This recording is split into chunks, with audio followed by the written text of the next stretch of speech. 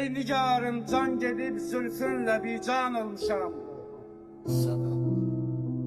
Görmeyib zülfündə bir ağ gün perişan olmuşam. Əhsən.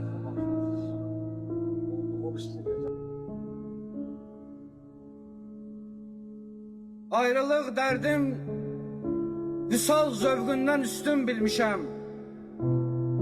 Dost olub düşmanıma, dostumla düşman olmuşam.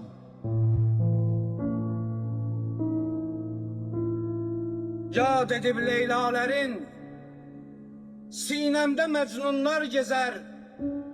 Bağrı göz yaşı ile doymuş bir biyaban olmuşam. Can da yok, canan da yok, veslet de yok, hicran da yok. Ben yok olmaktan kaçıp yokluk üçün ünvan olmuşam. Görmedim kim geldi, kim gitti.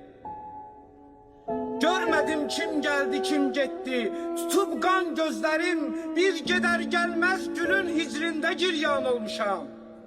Maşallah. Ben de dünya görmüşem. Ben de dünya görmüşem. Azdırma ey dünya beni. Çok musibetler çekenden sonra insan olmuşam. Zövq alır alemden alem. Ey felek çarxın sınav.